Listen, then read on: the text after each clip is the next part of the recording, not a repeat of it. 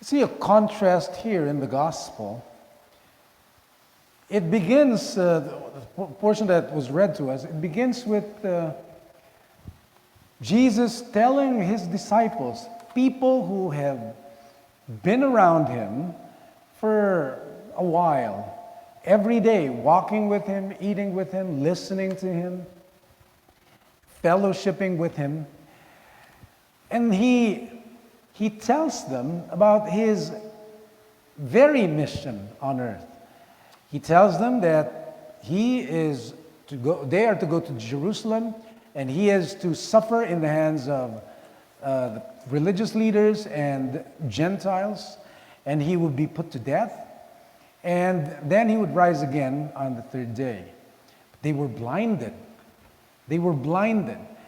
They who were, maybe we can put it this way, they who were regularly in church, in the presence of God, hearing him, receiving from him, being blessed by him. But they did not see.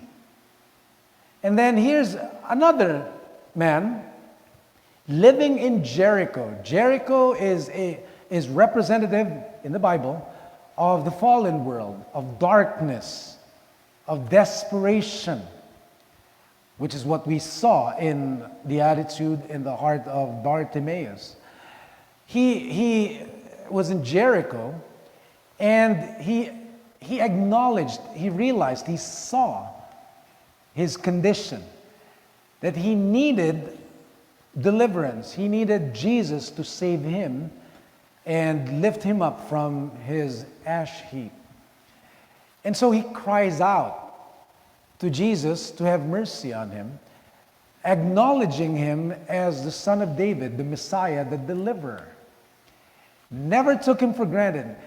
Grabbed the one chance, Jesus was in town, grabbed the one chance to call out to Jesus and ask for help.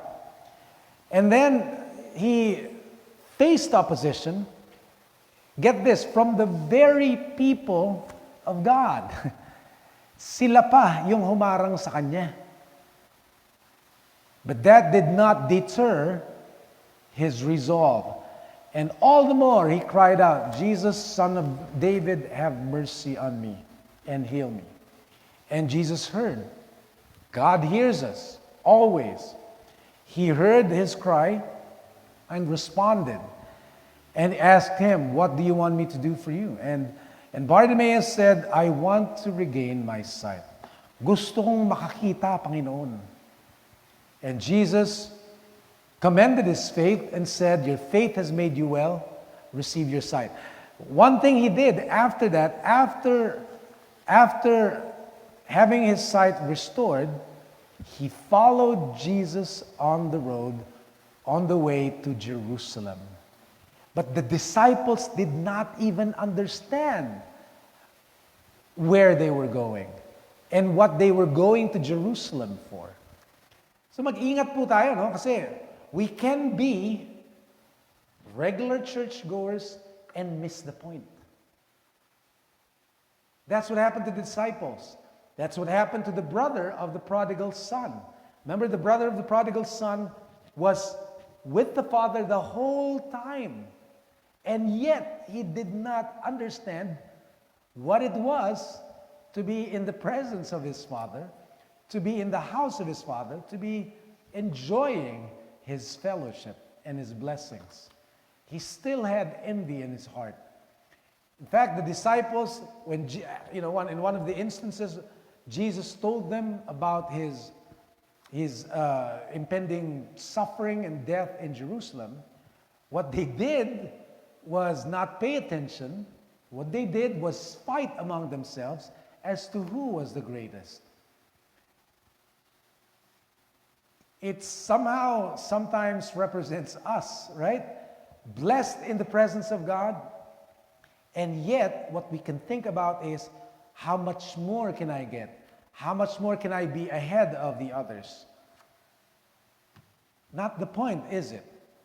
And then on the other hand, you have Bartimaeus seeing his desperation, seeing his situation, and looking to Jesus as the Messiah. And then once delivered by him, once healed by him, once restored and reconciled to God through him, he responds by serving and by following him on the way to Jerusalem, where Jesus gave his life. So maybe pay attention to this, because we may think and smugly sit in church and say, well, everything's fine. I do this, I do that, I'm faithful.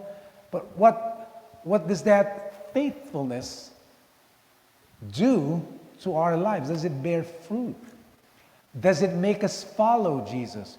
Or does it still leave us in the dark, not understanding what is our mission in the first place? What are we following Jesus for anyway?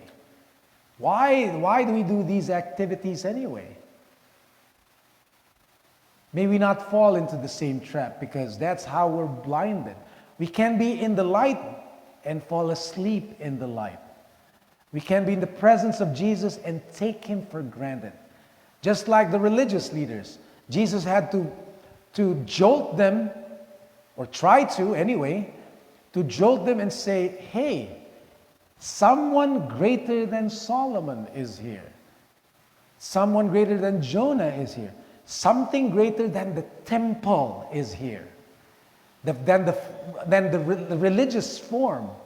It's not just form, it's not just religiosity, it's the mercy and the compassion of God that you too can have, and through you can flow.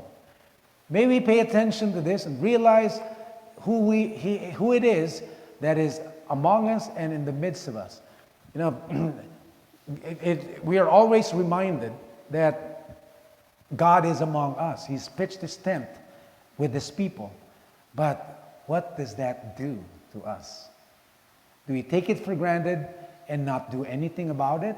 Or do we, like Bartimaeus, after being delivered, realizing it, follow Jesus?